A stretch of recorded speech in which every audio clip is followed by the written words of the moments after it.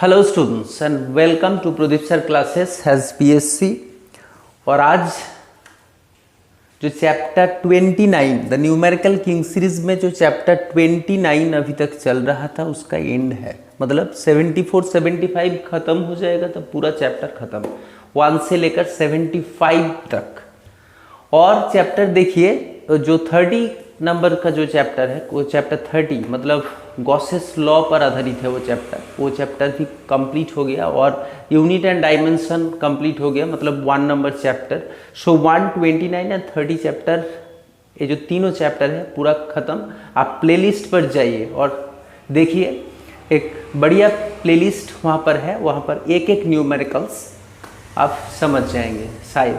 और अगर कोई प्रॉब्लम हो रहा है फिर से कमेंट कीजिए, दूसरा बार फिर हो जाएगा। Okay, so let's start with 74 का जो न्यूमेरिकल्स है लिखिए एक बार 74 का न्यूमेरिकल्स।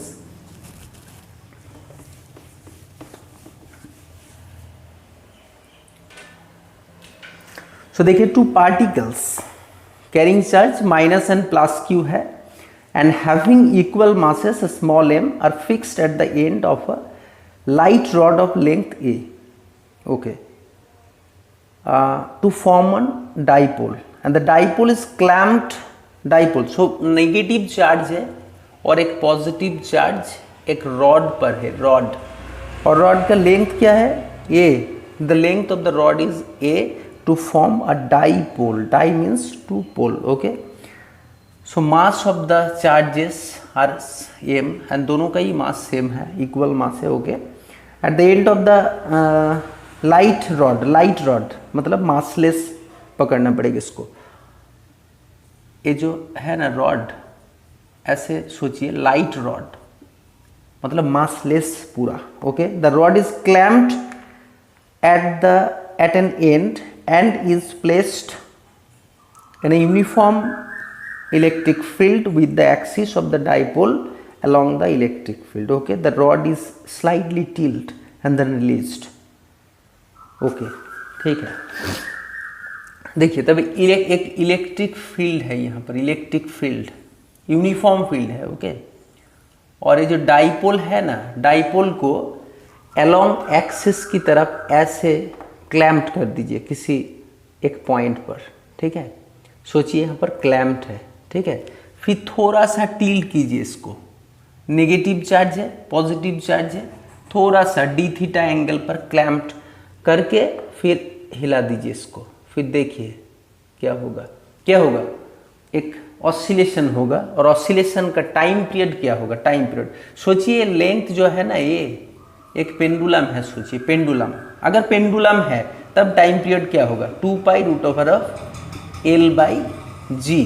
जी मतलब एक्सेलरेशन ड्यू टू ग्रेविटी, मगर यहाँ पर तो एक्सेलरेशन ड्यू टू ग्रेविटी क्या पकड़ना पड़ेगा, जीरो, नेग्लिजिबल सोचिए, क्योंकि इंटेंसिटी इतना ज़्यादा है। उसके लिए जो एक्सेलरेशन होगा उस एक्सेलरेशन की कंपैरिजन में acceleration due to gravity is very much negligible.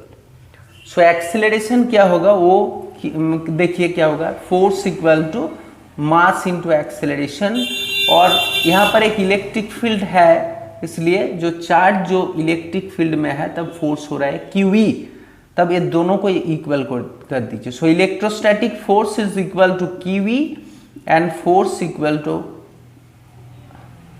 MA होता है ना।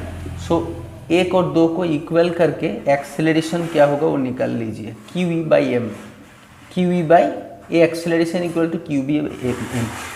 और A एक्सेलरेशन यहाँ पर बिठा दीजिए एक्सेलरेशन, और लेंथ के जगह बिठाइए length of the dipole A, तब हो गया 2π√L मतलब A/G, G के जगह QE/M, तब M ऊपर। सो time period of the oscillation is MA/QE, okay, MA/QE। बहुत बढ़िया, ठीक है। नेक्स्ट न्यूमेरिकल्स क्या है, देखिए नेक्स्ट जो न्यूमेरिकल्स है, assume that each atom in a copper wire, लिखिए न्यूमेरिकल्स को लिखिए और कोशिश कीजिए, करने की कोशिश कीजिए। अगर नहीं हो तो समझ में आ जाएगा क्यों नहीं हो रहा है, कंसेप्ट में क्या गड़बड़ी है, किस कंसेप्ट पर प्रॉब्लम हो रहा है वो सोचिए। Assume that each atom in a copper wire contributes 1 free electron. एक एटम मतलब एक electron, 1 atom equal to 1 electron, ठीक है। फिर देखिए कॉपर में 6.4 ग्राम कॉपर क्या कितना है, 6.4 ग्राम कॉपर में कितना सारा इलेक्ट्रॉन है। सो देखिए कॉपर का एटॉमिक वेट क्या है, 64 gram copper contains 6.023 into 10 to the power of 23 atoms. Okay, so 64 gram copper contains 6.023 10 to the power 23 atoms of copper. Okay, ठीक है।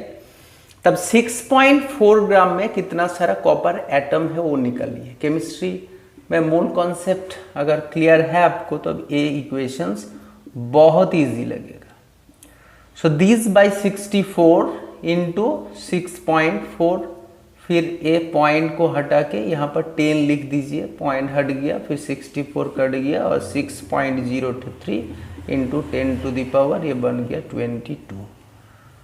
तब इतना सारा एटम्स है और एक एटम मतलब एक इलेक्ट्रॉन, तब इलेक्ट्रॉन कितना सारा है 0.23 into 10 to the power 22 number of electrons है, इसमें इलेक्ट्रॉन है। Assume that each atom estimate the number of free electrons. Okay, तो निकल गया 6.023 into 10 to the power 22 number of electron sir है इसमें, ठीक है। आंसर मिल गया 6 into 10 to the power, approximation answer है। Number of electrons 6 into 10 to the power 23। Okay, चलिए तब पूरा तो कंप्लीट हो गया 675 तक, 1 से लेकर 75 तक जितना सारा न्यूमेरिकल्स है इलेक्ट्रिक फील्ड का। और इलेक्ट्रिक फील्ड इंटेंसिटी एक एक करके पकड़िए, ठीक है। पहले जो कॉन्सेप्ट है कूलम्स लॉ, फिर कूलम्स लॉ देखिए कंप्लीट हो जाएगा, तब कूलम्स लॉ के अंदर कुछ सुपरपोजिशन प्रिंसिपल है, फिर सुपरपोजिशन कंप्लीट हो गई तो वो जो पीथ बॉल प्रॉब्लम, जितना सारा पीथ बॉल प्रॉब्लम है वो प्रॉब्लम पकड़िए, फिर कंटिन्यूअस डिस्ट्रीब्यूशन ऑफ चार्ज, फिर एक एक चैप्टर में कुछ लिंक है। देखिए लिंक मतलब सोचिए ग्रेविटेशनल फोर्स के साथ जो इलेक्ट्रोस्टैटिक फोर्स है उस कंपैरिजन का कुछ न्यूमेरिकल्स है, फिर फ्रिक्शन के साथ जुड़ा हुआ कुछ न्यूमेरिकल्स है, फिर देखिए फ्रिक्शन अगर कंप्लीट हो गया तो अपथ्रस्ट मतलब बायोंसी के साथ रिलेटेड कुछ न्यूमेरिकल्स, फिर एसएचएम के साथ कुछ न्यूमेरिकल्स है, एसएचएम कंटिन्यूअस डिस्ट्रीब्यूशन अब रिंग जैसा न्यूमेरिकल्स, बहुत टाइप का 75 जो न्यूमेरिकल्स है ना, सोचिए 75 को 3 देकर डिवीजन कर दीजिए 3, सो 75 डिवाइडेड बाई 3 2 जा 6, 25 टाइप्स का न्यूमेरिकल्स है, लगभग 25 टाइप्स के न्यूमेरिकल्स है जो कि पूरा कंसेप्ट से भरा हुआ है इलेक्ट्रिक फील्ड में जो पोटेंशियल है, पोटेंशियल ग्रेडियंट का भी है, ठीक है। चलिए और नेक्स्ट जो स्टार्ट होगा वो 11th स्टैंडर्ड में, मतलब वॉल्यूम 1 से 2 चैप्टर कंप्लीट हो जाएगा 2 और 1 वीक में, फिर वापस आएंगे और स्टार्ट करेंगे इलेक्ट्रिसिटी। ओके, सो तब तक आप वो करते रहिए और नीट और जॉइंट वगैरह जितना सारा प्रिपरेशन है, पहले ये न्यूमेरिकल जो कॉन्सेप्ट्स ऑफ फिजिक्स है पूरी तरह से कंप्लीट होना चाहिए, फिर बाद में कुछ भी एक न्यूमेरिकल किताब मतलब एमसीक्यू टाइप का कुछ चूज करिए, और अगर कुछ मतलब टाइम मिलेगा तो इसमें भी बहुत सारे कॉन्सेप्ट्स ऑफ फिजिक्स में बहुत सारे न्यूमेरिकल्स है जो कि ऑब्जेक्टिव 1 ऑब्जेक्टिव 2 बहुत ही बढ़िया न्यूमेरिकल्स है, वो कंप्लीट कीजिएगा। So thank you and continue your study. Okay.